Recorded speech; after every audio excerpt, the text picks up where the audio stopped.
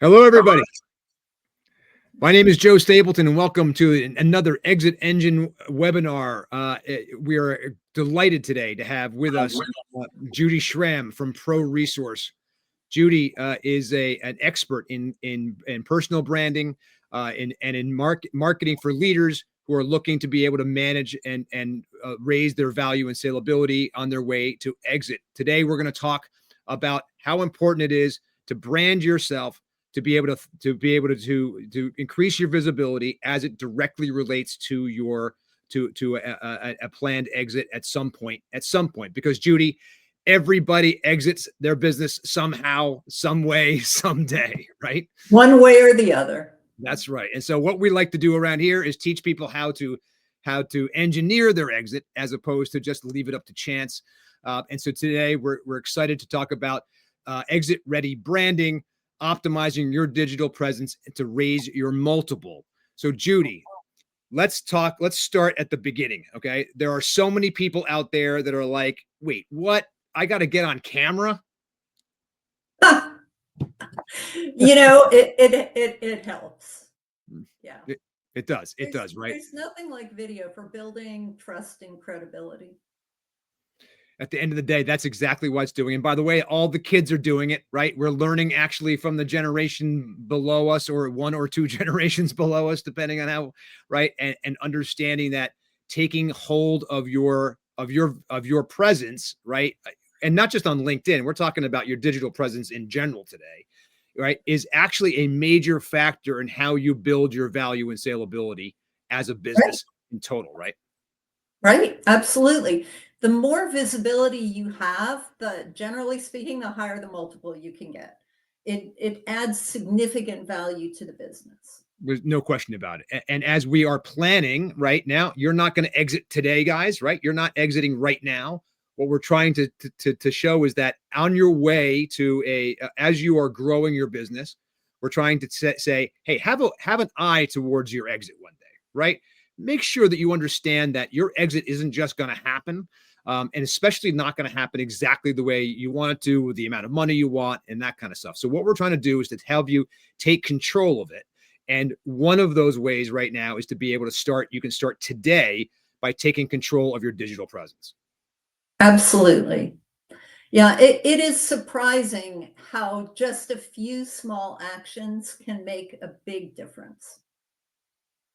So let's talk about what some of those actions are, right? And what are some of the things that people can do, kind of right now to help them, start. And again, there's a transition that happens a little bit down the line, and we'll talk about that a little bit later, right? Because it can't be you forever, and only you. There needs your digital presence and the way that you're talking about your space, the space you play in, your industry, the ability to obviously what you're doing as a company is part of that as well. But I think it really starts right with what your mission is as a founder.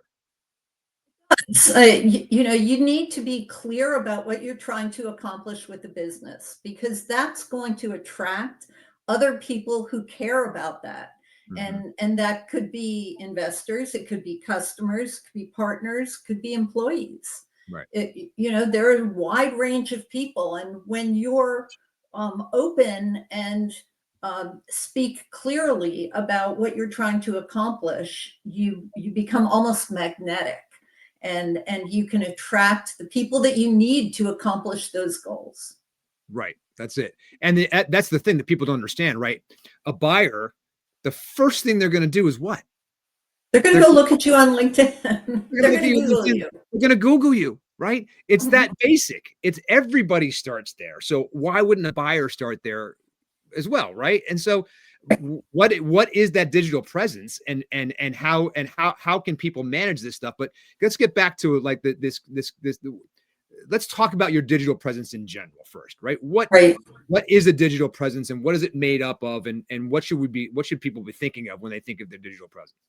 Right. Well, there are two components to it. One is going to be the presence of the business, and that will be your website. It'll be your company's brand on social media, on YouTube, LinkedIn, all of the online platforms, right?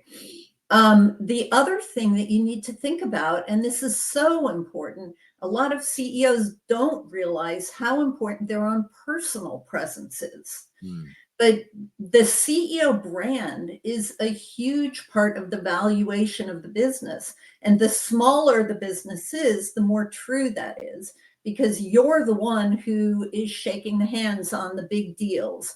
You're the one who signs the partnerships. You're the one who initiates all kinds of deals. You're the one who hires the leadership team. And you're the one who speaks to the media more often than not. So people really care about who you are, what you believe, and your values. And this is more true today than it has ever been. Part of that is the fact that the whole world is more transparent than it has ever been. You know, you can find out huge amounts of information about almost anyone. And people are looking for that, but they're also looking for authenticity, for people who are real, and for people who are aligned with them in their values and in the causes they believe in. There are all kinds of statistics around how people are more likely to become customers and more likely to go to work for someone who they believe in and who they trust. And so this is really something that you can craft deliberately, and every CEO should be doing this. Now, it seems when you start, and I know this from my own experience, when I started doing this, because again, and we all do this, Judy, right? We are sitting here right now on a webinar with 12 or 15 people right now that we are where we are because we do this exact stuff ourselves, right? Right. Judy and I know each other because we've been out here in running in similar circles and have agreed to collaborate with each other, right? And so and what we're doing is creating content, and this content's going to be here live right now. By the way, thank you everybody for joining us live at this. I know it's lunchtime on the East Coast, so hopefully you guys have curled up with a sandwich and for today. But understand that it is not. First of all, it's not an overnight situation. It is kind of fraught with things about. And the biggest thing that I had to do first of all was to get over myself. Right? Yeah, I mean, we all do. I think we're all raised to believe that you should just work hard and do good work and everything will come to you. And it doesn't work that way anymore. But you don't have to be all, bragging, right? That is not attractive either. Right. So it's a balance. You want to be authentically who you are, and you want that to be visible, and so that really needs to be crafted. It's an interesting point, because I think that when we think about what we're doing here, and every founder is going to have an idea of the problem that they're trying to solve, right? Every business starts there. There's some kind of issue. I've seen a hole in the marketplace. I've seen a problem that I think I can solve, and then I set about solving it. So the first place to start, right, is to talk about what you're seeing. You should be, most people who start a business are some kind of industry expert already, right? If not, they get there pretty quickly. That's an excellent place to start, right? In terms of the things that you can actually start talking about. They should be relatively easy to do, right? Yeah, it is. The first thing you really want to think about is findability, because you want customers to be able to find you, of course, but you also want partners to find you. You want the media to find you, and you want people who are potentially interested in acquiring your business to find you. And when you are thinking about how do you become more findable, you want to think about what is the problem you solve, who you solve for, and then think around keywords. So what are the kind of people who you serve going to be searching on? And how can you build those phrases into your website, your company's LinkedIn presence and also your personal LinkedIn presence, Right. so that people can find you. And that means problem keywords and problem keywords for people who are describing the problem, who don't even know it can be solved yet. Then you also want keywords around the type of solution that you offer. And then keywords around particular features, trends in the industry. There's a wide scope of phrases, and you want to build those into your presence so that people who are searching, however they're searching, can come to you. Right. And there's there's an interesting play off, and this is something actually you taught me, and which was it's a really important thing, because you've got there's several entities potentially, right? You've got, especially when you think about LinkedIn, and it's probably a good place to kind of just play for a moment to set a context here, because all this different social media things are all kind of different. But LinkedIn really is a B2B situation, right? So that's where a lot of people are going to want to be. And especially as they talk about them, I'd say talk about themselves, the way that they talk about their businesses, the problem they're solving, et cetera, is obviously a great place, to be how home base, so to speak. But one of the things that you brought out to me was, you've got your personal page. This is Joe Stapleton, and this is what I talk about. And I've set up my page to say that I talk about mergers and acquisitions, and about how to grow your business to sale and things like that. But then we've got company pages, right? So we've got an Exio page and an ExitEngine page. Oh, by the way, and we also have an ExitEngine podcast page. But making all these things kind of interoperate is also one of the keys to be able to kind of create this visibility, right? And I'll say most companies do a very good job of branding the company. They're, a skilled marketing person will create messaging and build a really strong brand for the company and for the products. Mm-hmm. The trick is you also need to brand the leaders of the business. And so, of course, the CEO, but also the vice presidents, SVPs, EVPs, the leaders. And that has a completely different point of view, because the CEO presence should not be identical to the company presence.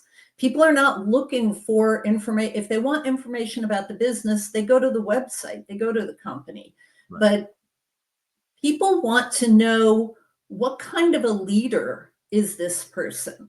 What do they believe? How do they see the world? What is their perspective on the industry? What insights what can I learn from them? Right. And that's what goes into the CEO brand. Excellent. That's a really good point. So the learning here is, if you're the CEO, what you want to be talking about on LinkedIn and places like that is your vision of the industry, right? The way that you are, the maybe tips and tricks for the way that you handle certain situations as a CEO in general, right? Your ability to be able to talk about how you are, what you see in terms of anything that happens from your business standpoint that might be something that would be interesting to other people.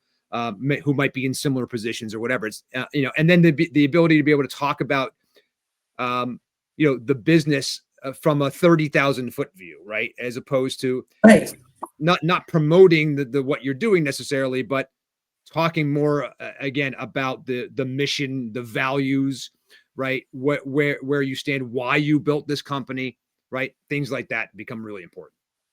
Yes, and the culture.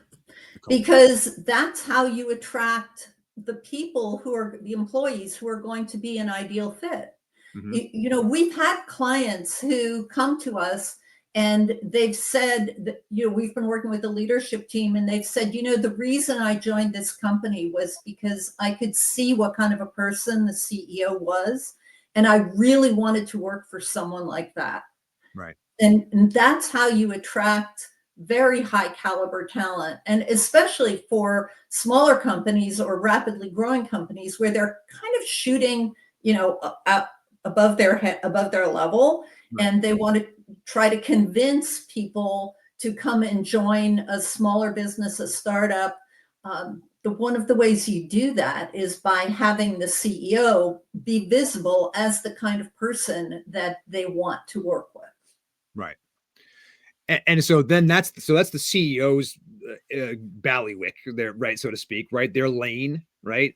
What should we be doing in terms of like the other management people, right? And then the connection to this, because again, remember what we're talking about here is how do I create visibility? And visibility isn't just happen because I make a post, as we know, as we're all too familiar with, right? It is not because you make a post; it is because you show up to it like on a consistent, regular basis. But the amplification, right, in terms of that, the visibility really comes not because you're showing up to it every day, but because you have support kind of around you that's helping amplify the messaging and things like that. So that's where the company pages, the other management teams, maybe even rank and file employees, right, potentially have a role here. Right. Yeah. The first thing you want to think about is you want to get everybody on the same page. And as an example, one of the things we saw is there was a company that had recently acquired another business, and you could never tell that they owned that business. Half of the leaders of the acquired business joined the management team. Right. They were so proud of what they had built, they kept the branding from the old business. So if you look at that company from the outside, it looks really confusing because these people are still showing that they're employed by a company that is not actually legally there anymore. Right. Not And, a legal entity anymore. Right. Yeah. right. And Right. so it looks like you have a management team that is not on the same page. It, so that's one extreme. But what's more common is that you have people in your company as a whole who are all telling different stories about what you do and who you do it for, and they see the business in different ways, and so you have a very confused message. And of course, a lot of people are going to be slow updating their profiles, so some of them are going to be out of date. They might be saying we have one product and you now have 10. Right. Or they're focused on a particular aspect, and it looks messy. And especially when you're thinking about selling the business, you want it to look like everybody's on board. You have a unified team who is all pulling in the same direction. And so the first thing you want to think about is getting everybody unified in terms of the statistics, the descriptions that you have of the company, and the visual branding. So like header graphics on LinkedIn. It's really great. And there's actually some practical things that you can do around that, right? So one of the things that we did at Exio was we have a central repository, right, of information. And that stuff, we actually have an AI layer on top of that allows us to extract stuff that we want to extract from it, but it's all coming from the same kind of like a starting place, right? And that helps us use the right words, the right language, and things like that. So that's one of the things that you can do in your organization is to be able to build that kind of content repository of like approved language, right? Things that are the way we talk about our brand is this. We don't say things like this. And then when you're creating content, you can actually access that, that AI layer to help you pull the right stuff in the right time. That's very smart. Right. Yeah. Because we also know that the generating of the other thing that I think is important too, and let's talk about this next. So we know that the idea is you've got your company level pages. You're talking about the company. It's more of a PR, I would say, maybe like more of a public relations type, thing where you're saying announcements and here's what we've done. And the company is saying we did this as opposed to an individual, right? Then you've got your layer of management, right? You've got your CEO and you've got the other employees of the company. And what you want now, so now you've got this kind of amplification system, right? But what you need to now do is now you got to figure out what the messaging is and what's the cadence, how often things are happening, whatever, because doesn't that stuff make a difference? It does. It does. The thing that you want to keep in mind is that the company has messaging and posts and branding and lead gen and all the things that are that are going on in the company. And then each executive has their own role. So for example, HR should be talking a lot about culture. And some of that will match what the company is doing, but the HR executive needs to go deep because they're the one that's responsible for hiring. Marketing needs to be totally on brand and on message, and to be functioning as an example of how other executives should be acting on LinkedIn. Right. Sales is going to be talking about the products and the customer, and then tech, the like CIO, CTO, they're going to be talking about the advances in technology. And so everybody is using their presence to advance their own goals. They're also leaning into and taking advantage of what the company has created so that they can, they can amplify the company messaging, but also use that to serve their own goals. Right. It's interesting. It's an interesting point because, again, you're the CEO, CFO of this company today, right? That doesn't necessarily mean that you're going to stick around. And by the way, if there is an exit, you might be looking for a new job.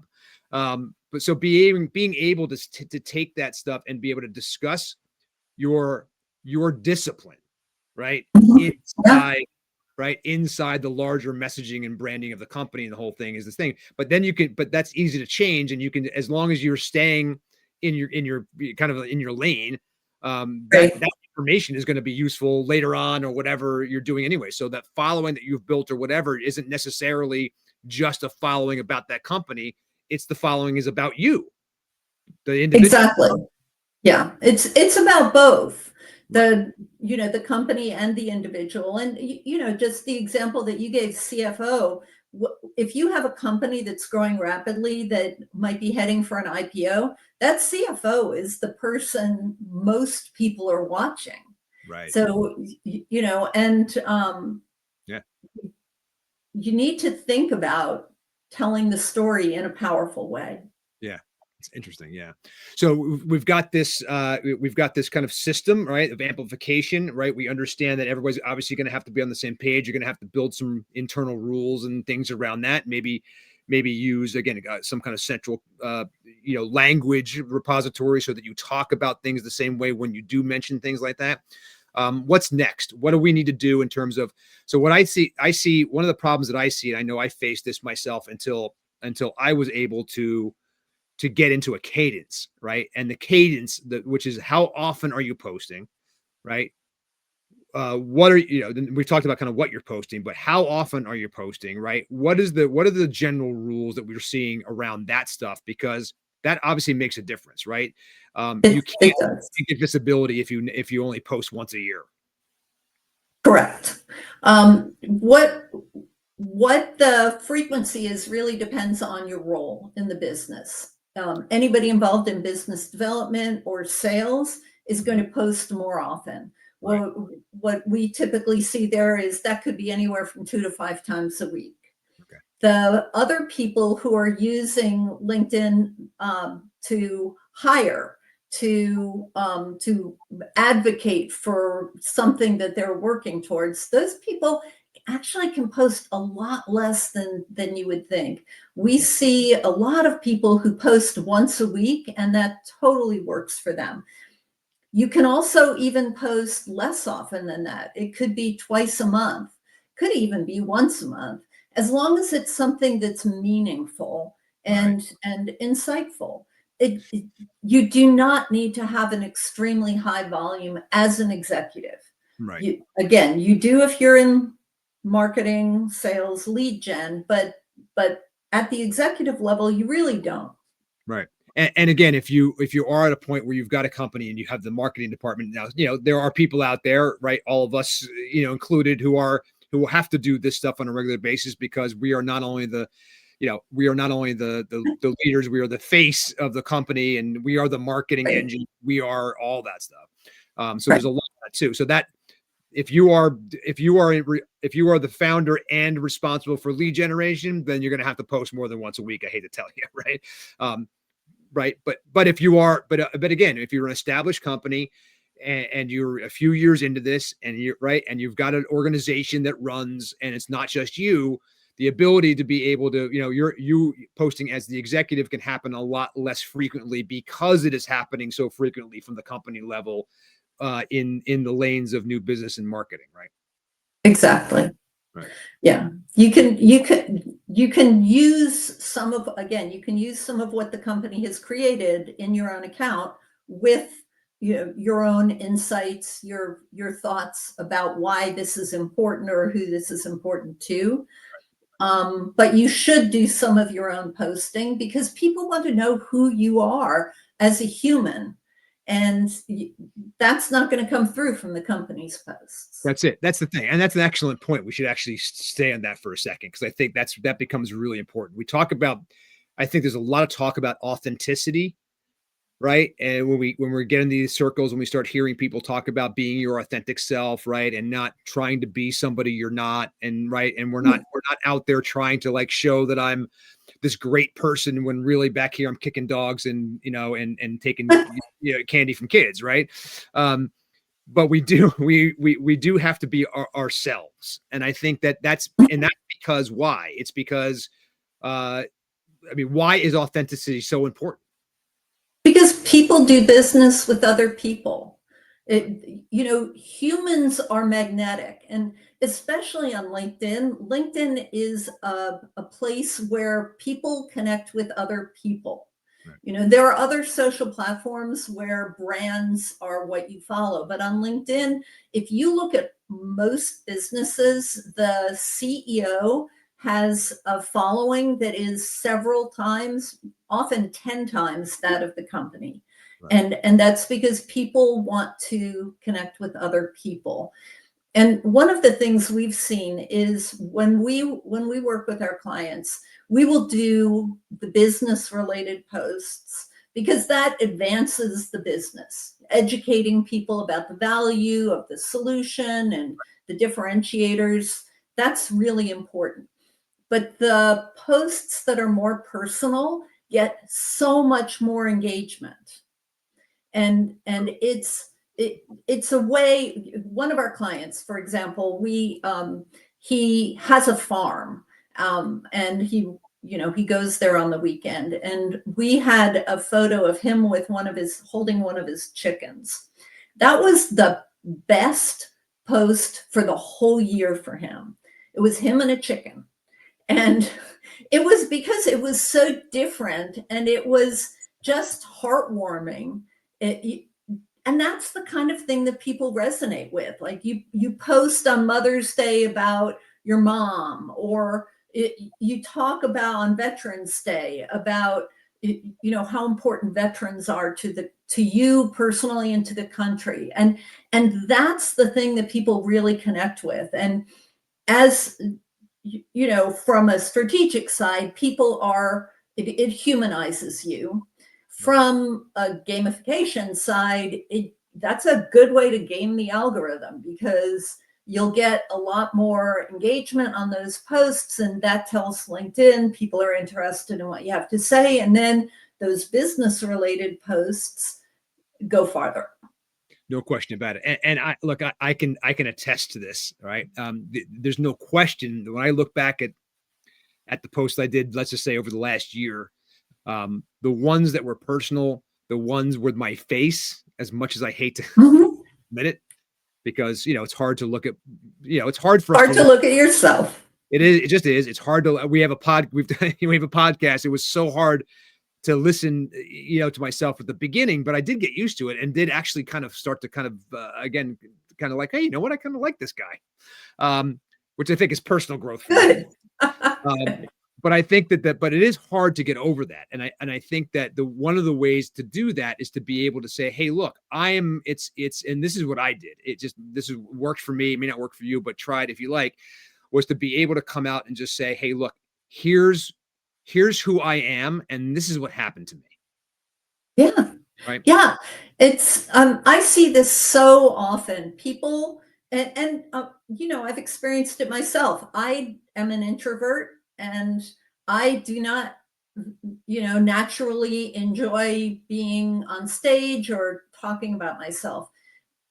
but a coach that I was working with a couple of years ago said something that really made a difference to me, and it has helped a lot of our clients. And that is that when you talk, and whether it's on video or whether it's in posts, when you are talking, it's not about you. Never think it's about you. It's about the people you can help. And if you are sharing information that can genuinely be helpful to people, that's who you should focus on. And when you look at it like that, it takes a lot of the pressure off. You're not thinking, oh, my hair isn't perfect, or I should lose some weight. You think about, how can I get this information out there so people can benefit from it? And that really makes a difference. It does make a difference. And I got to say, to anybody out there who's like, I don't have anything that people want to hear or whatever, it's just not true. Right. Everybody has something that other people can identify with, even if it's just, and I think, frankly, my opinion, this is what changed it for me, was that someone told me, no, Joe, this isn't shameless self-promotion, right? What this is that if you have a story that you can share to help other people, it is your responsibility to share it. It's your duty to do that. That's a great way to look at it. To put it out there to help other people, and to say, and you can say, look, don't know who needs to hear this right now, but this is what happened to me. This is how I got through it. And this is what I've done as a result, or whatever that structure is going to be so valuable for you in terms of attracting real people who will come in, and they will say and here's what they're going to say to you on LinkedIn. They will say, oh my God, this happened to me too. Or thank you so much for sharing this, or whatever. Some people will come in and go, oh my God, this made me cry. Whatever that stuff is, that is the real engagement that Judy's talking about, right? That's a full connection. That's not a marketing ploy, right? And that's why it works. Right. Absolutely. So, all right. So now we've got a system. Okay. We've got a way of amplifying things. We've got content rules. We've got our kind of lanes that we're all going to be in, right? And hopefully there's someone that can kind of oversee all of this, which is going to be important to do, especially if you've got multiple people doing things, kind of keeping everything in line and managing this stuff. What about measurement? Because, we see these numbers out here, right? It's impressions on LinkedIn. It's followers. What are the things that we got to start measuring that are important to measure? What are the things that aren't? What's your view on the measurement of this stuff? Well, first of all, I'm a numbers person. I love the numbers. Right. And because we're talking about things that happen online, we will have a ton of data that we can work with. But a lot of it is, I don't know if I want to say vanity numbers, but they're numbers that really do not move the needle. That said, the easiest thing to look at on LinkedIn is the number of followers you have.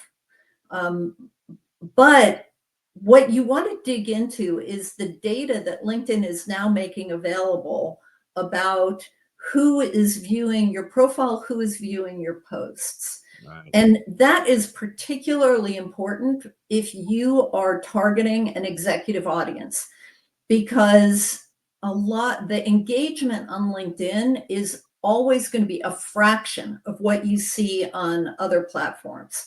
Right. Senior executives do not typically like and comment on posts. That does not mean they didn't see them. Does not mean they don't remember them and that they didn't learn from them. They did. And so but you're not going to see it in your engagement. So LinkedIn's new analytics allow you to go take a look at what are the titles of the people who are viewing your content? Where are they geographically? What companies are they from? What company size? The information that you need to be able to tell if you are reaching the right people. Right. And so that's one thing. But I will say that every client comes back to us and says things like, You know, people are telling me they love what I'm posting, and they've never they mentioned a post I made 3 months ago. They have never liked or commented once. And yet they just invited you to bid on a contract, Right. or they just asked you if you'd be willing to speak at their event. Right. And these are the things that you want to pay attention to. It's true. I think my own experience is it's been that exactly. It's somebody else said to me, when you have a post that gets 2,000 impressions, you have to look at that as if you were standing in a giant ballroom, right? Giving a speech to 2,000 people. Does every single one of those people come up to you afterwards and say, "Hey, great speech. I really liked it. Let me ask you a question"? No. Like, you might get 20, right? Okay. But the reality is most people take the information, enjoy it. They clap at the end. They walk out to the cocktail, reception or whatever is next. If you were doing this in a live way, right? But those people are taking your message with them. They are Right. taking an impression of you.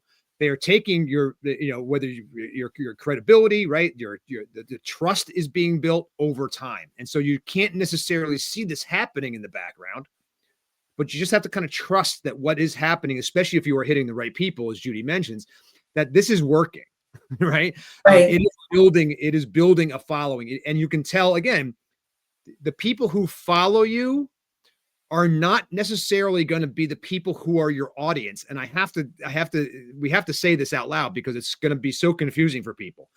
I want, high value CEOs as my clients. How come none of them are following me? And the answer is that they're not following you because they don't follow anyone, really. I mean, they follow some things, right? But what they're doing is they are consuming, right? And we got to remember that there are two different kinds of social media users, right? There are the consumers and there are the people that are using social media to post and to create relationships and stuff like that. And they're not the same people, Right. right? And so understanding that your audience, that those 1,000 people that saw that post, even if they saw it over the last year in the aggregate, is basically the same thing as walking into a room in a hotel room and giving a speech in front of 1,000 people. And you got to know that that's what's actually happening. And so to Judy's point, in the background, people are making decisions. They're considering you for something. They're doing whatever, right? And again, and not everybody is right for you either. So it's not that everybody comes, but what happens is the people who are following you creates a number of that makes not only other people, but the algorithm pay more attention to you, right? So that's the first thing. So know that follower thing is not vanity. Getting a lot of people to follow you makes a difference in terms of the way that the algorithm sees you, It does. right? And then the next piece is, okay, understand that impressions is a good number because impressions is saying this is how many people looked at my post, or let's say the headline, the top of the post went by on the screen, to be clear, right? So did every single one of those people read every single word? No. Did they stay and watch the entire video? Probably not, right? But you were in the aggregate, as you mentioned, hey, in 3 months, I had 1,200 people see my thing. That is very, very, very valuable. And as you can amplify that and make that more, so it's not, you're right. It's not about getting the comments, but the comments that you get back are amplification. They are people that are supporting you, telling you you're right? Yeah. It's social proof, Yes. right? Yeah, and those are very often people who know you and are commenting to help you. Right.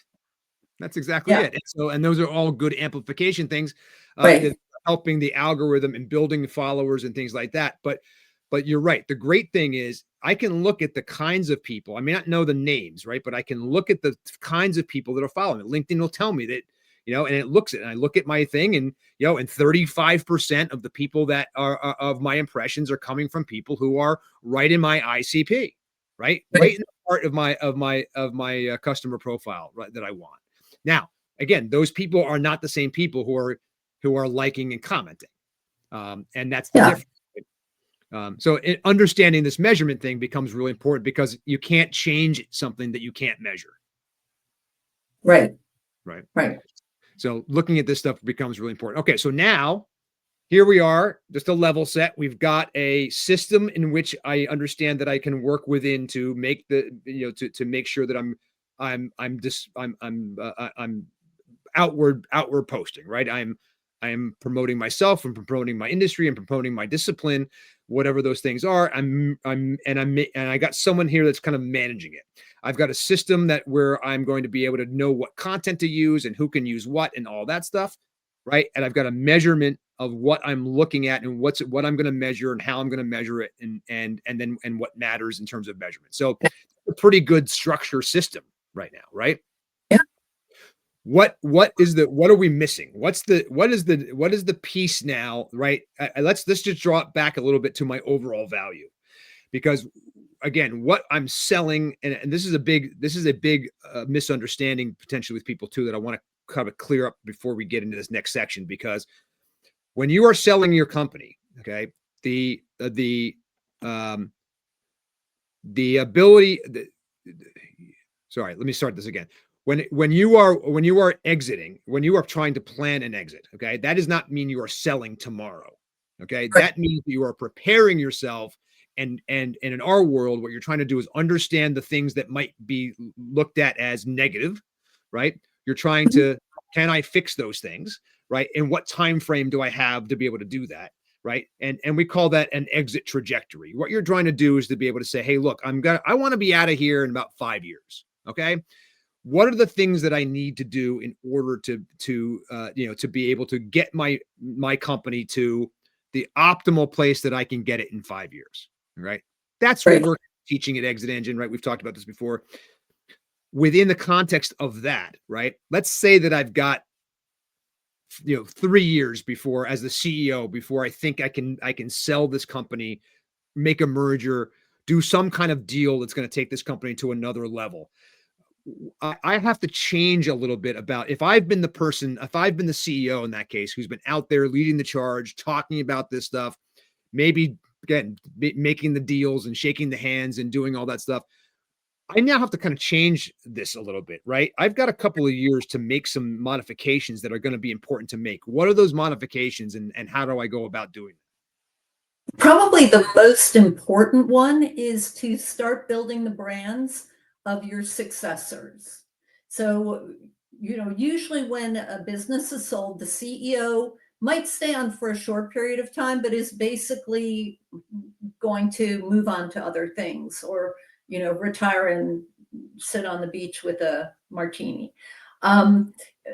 So who is going to stay behind? Who is the next generation of leadership? Mm-hmm. And those are the people you want to start building up. This is something that we've done over and over again for clients. Is you have the CEO, and the CEO has been the brand, and then you want to start transitioning the thought leadership to a new executive, transition the deal making to a new executive, transition the hiring.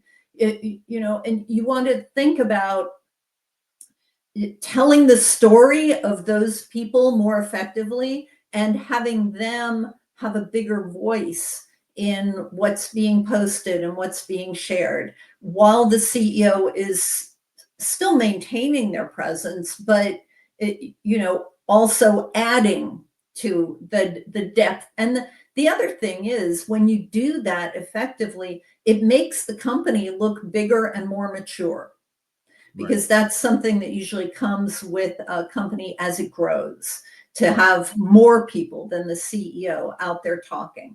So you want to build up a new leadership team. And there's the going along with that, right? When we talk about the presence here and the digital presence in general, and we kind of joked early on, like, people are just going to Google you. We should mention, right, the fact and that AI, they're going to search, AI, which is becoming a major part of the search market too, right now too, right? So people are using ChatGPT on their desktops to search, for all of this stuff. And it's going through Google and going through all these places and the whole thing to return this information. So, but I think we should just point out to people that LinkedIn posting that you're making, that pops up in Google, right? So, Yeah. right.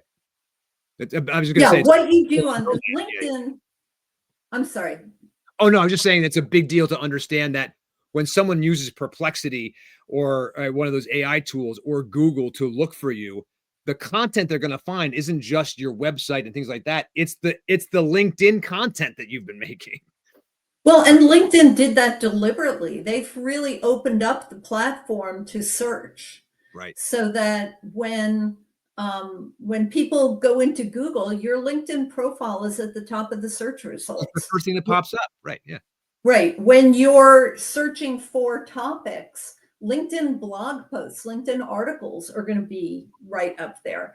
So it does have a really big impact. Um, People don't realize how far those LinkedIn posts go. No, I think that's exactly, that's why I wanted to bring it up. It's like it's that if you were just doing LinkedIn, that could, that and your website and the bio on your website, if that were the only things that you were doing, you would have a pretty significant kind of presence, in Google, especially on Exactly. based on your name, right? Because Right. not like people are searching for, give me, a CEO that does X, Y, and Z. It's going to be more like, no, I have to look at this person who is the CEO of this company, and that stuff all is going to pop up in one shot. And the junior analyst that the PE firm, right, has doing this legwork, right, is coming back and probably printing out stuff for PE people, I'm sure. But basically coming back and saying, hey, look, here's all the information that I found on the CEO and the company. And by the way, they're going to say, hey, look, by the way, also the CFO and the and the operations person and also the director of marketing and blah, blah, blah. All that stuff's coming back. And all that is being aggregated by somebody, because it's going to make a difference in terms of, especially at the beginnings of when they are looking for companies to purchase. Exactly. Yeah, we worked with a company that did that kind of research, and it was really interesting to learn how much they used LinkedIn to Right. find businesses to buy. It's true. I used to do it when we were business brokers, working for PE firms too. It was the same thing. It was the starting place, and getting that stuff to figure out if this was someone that was viable or not. And again, it doesn't tell you Mhm. about the health of the company, right? It doesn't tell you much about it can tell you the health a little bit. It can tell you if you seem to be hiring and in a growth situation, it can tell Right. you some of that stuff. You Yeah. can you can tell so much. Sales Navigator, the Sales Navigator version of Yeah. LinkedIn, Yeah. you can tell how fast a company is growing. You Mhm. can see who the employees are. You Right. can see what parts of the company are growing. Are they scaling up sales, or are they scaling up the R&D group? Right. There's a wealth of information in there. You can map org charts. Mhm. There is so much information that you can get about a business. And it, if you have a company that has an empty or a stale LinkedIn presence, that tells you a lot about the business as well. That's right. I was just going to say, let's talk about some red flags, right? So now we're all positive because of course, everything we say and do is going to come out completely rosy, and it's all going to look great on Google, right? But Right. the reality is that there are some red flags too, right? There are some things that people may see in this thing. What are those red flags that we've come across that we know about, and how do I kind of ameliorate those potential problem areas? Well, one is to make sure that the story that you're telling about the business matches what people can find on LinkedIn. If you say the company is growing at a rapid rate and people can see on LinkedIn that your staff is now half of what it was 2 years ago, that's going to be a problem. Yep. If you talk to people about, if your LinkedIn presence talks about, flagship customers who no longer are with your company, or if you are talking about verticals or products that you don't promote anymore, Right. and if you've got a leadership team of maybe 5 VPs, and every one of them says something different about what the company is or does or how big it is, that does not reflect well on the business. Right. Right. And Right. and so this a simple thing that you should be doing is just check the profiles and make sure that the story is there, that you don't have glaring mistakes, because those, if you don't get the details right, that does not reflect well on you, and it raises questions about credibility. For example, if one of the things you're saying is that you have this amazing VP of sales, but you go to the VP of sales profile and they don't mention your company, or you're talking about how fabulous they are at closing deals, and their profile photo has them in a stretched out t-shirt with a backwards baseball cap. Right. You need to clean things up. That would be the first red flag. Right. Another one would be, look at who LinkedIn says are the employees of your company. And if you're saying you have 50 employees and they're all in the US, but you go to LinkedIn and half of them say they're part-time, they're outside the US, they're they don't list there's all kinds of mess that can be out there, and that will raise red flags. You're right. And I want to point out too, that remember, this buyer maybe has never even approached you yet. Right. So they're just researching. Is that everybody understands, right? Is that this is the kind of stuff that's going on and you have no idea. Right. I know this because I used to be the person doing it. Okay. So I know that I was looking at this stuff. I was Googling these people. I was looking at the thing. I'm starting with a giant list of IT companies, and I'm finding out who the CEO is. And I'm going in and I'm starting to do this whole Google process of getting this information, trying to figure out and looking at how things match up. I'm looking for things to show me that, I'm a hopeful guy, right? So I'm hoping that this person's going to be right. But the reality is most of these PE firms are actually, especially when they are working with what we call deal flow people who are giving them leads. They are swamped. They are basically through thousands and thousands of profiles, right? And the whole thing. And so they're not looking to increase a list. They're looking to cut it down. Right. Right. And anything that they see that's going to be a thing is like, no. And that's before this is not, we're not talking about due diligence, right? We're talking. No, you're not even close to due diligence. You're talking about the difference between like a spreadsheet with a long list and a short list. That's exactly right. Who are the people I'm going to contact, right? And so, but I haven't even gotten there yet. And already I see that, like you said, oh, you're saying you got 50 employees, but right. And I'm looking at this stuff and I'm trying to find the things that are wrong. I'm trying to find things that are wrong so I don't put you on a short list. It's not right. As opposed to what we all think is my business is so valuable and so good and so awesome that who wouldn't want to own it? The reality is that there are so many things that kind of go into selling your business. This is just, guys, as you know, one small factor, right, that we're talking about today. Right. But the idea is this is the one small factor that'll stop people from even picking up the phone to contact you about selling your business. Right. Yeah. And it's the first step, it's the top of the funnel. And if you're not getting, I think everybody who runs business these days gets regular offers to buy the business. That's just the way things are going, right? But are you losing the quality people? The deals that could be really great for you, are they not even getting into the funnel? Are they not even reaching out? And we talked, we called this webinar "Optimizing Your Digital Presence and Raising Your Multiple," right? And what we mean by that is that, again, the one thing that you can, the way that we value businesses, right, and the way that people think is generally on a multiple, right, multiplying a certain number against a dollar value that is made up of, and it can be made up different ways. But let's just, for the sake of thing, often it's this thing called EBITDA. All right, which is your earnings before taxes, depreciation, amortization, right? The idea is that it's and insurance, by the way. It's also these are the things that are, if I didn't have to pay for these things, all this money would go back into the company. Okay. And so what we're doing then is then taking a multiple of that.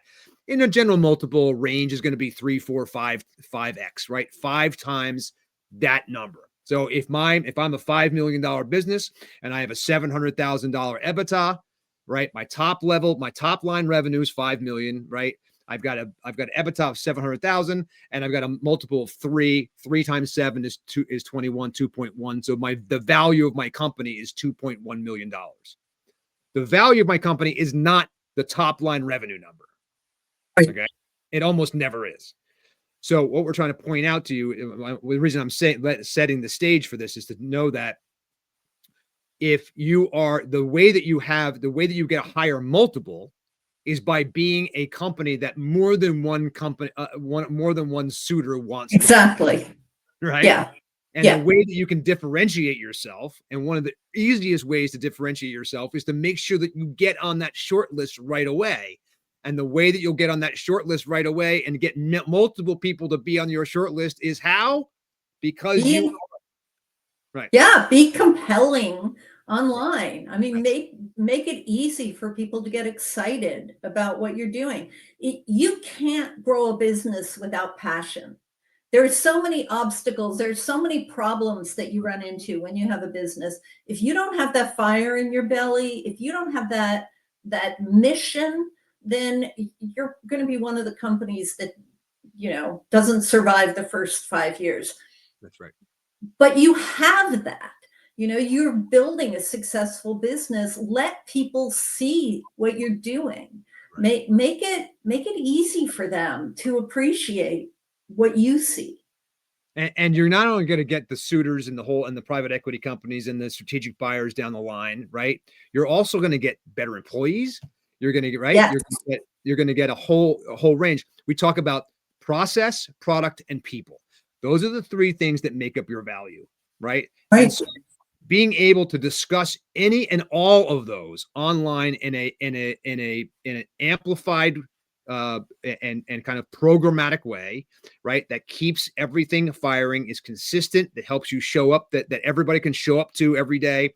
Having a point person who helps corral all this stuff is a good idea, right? To make sure that this stuff gets done. We know that your sales, your marketing, those people are out there. They're going to be the heaviest, most active people. We know that they're going to be pulling their content from approved language and things like that. We know that the CEO and the CFO and the COO are going to be out there talking about their particular lanes, right, as it relates to the business and outside, and talking about their mission, their strategy. The CEO talking about why he started this company, using examples of the things that they see in their business and bringing it out to the world. All that stuff is going to end up in 5, 10, 20 years, right, being a giant repository of information that's going to be the first thing that private equity companies or other strategic buyers are going to look at before they even contact you about a sale. Right. And so being able to put this stuff together now and take control of it, right, is what's going to put you in the position to be able to raise your multiple at some point, down the line, whenever that is. And we know, Judy, right, that every single person exits their business somehow, some way, someday. Okay. And even if you are looking to put your company into a trust, even if you look one day and decide, hey, look, I'm going to sell it back to my employees, all of this stuff still matters. You still need to do all of it. That's it. Judy, thank you so much for being here today. This is an amazing thing. We're gonna sign off in a second, but I just wanted to say, look, there's one takeaway from today's session is this: your company's perceived value isn't just built on your balance sheet. Okay, yeah. It is built on how buyers see your leadership, how they learn about you online, and what they can see. Buyers don't just buy businesses; they buy leaders, reputations, and the potential of growth. Right. So that's what we got here. I hope you guys found this really information. Judy, you've got some things to share that we're going to have here. You want to talk about that real quick? I just put it in the chat. I've written a blog post recently about the things you need to think about on LinkedIn, and we also have a LinkedIn checklist of how to impress investors. So I think, and I'll Yeah, there are all kinds of checklists and resources on my website, proresource.com. That's awesome. And then I've also put in the chat our the URL to our website, myexitengine.com. This is again what we're doing at My Exit Engine. You're going to meet people like Judy all the time. Judy's there; she's there all the time. Judy, this content that we're making today, that we're doing, this will live on, hopefully for forever inside Exit Engine and everywhere we are. What we're trying to do is to be able to give people at Exit Engine a place, a community, an ecosystem. We're calling it the world's first exit planning ecosystem. Go to myexitengine.com right now. No matter how far out your exit may not be in your mind. It might be 5-10 years away in your head, whatever. It's not about exiting today. It's about creating a business that can sell someday, right? Optimize your life's work. Go to myexitengine.com right now. Get the information there. Start the process. Judy Schramm, proresource.com. Thank you so much for being with us today, and I can't wait to do what we do next. Really, really appreciate your time. It is my pleasure. Awesome. Thanks, everybody. We will see you next week, same time, right here. We'll have another advisory partner we're going to talk to. And by the way, every Wednesday at noon from the end till now to the end of time. And I'm sure Judy will be back because Judy's got lots more to share on this subject as well. Thank you, everybody, for joining us. Have an awesome day.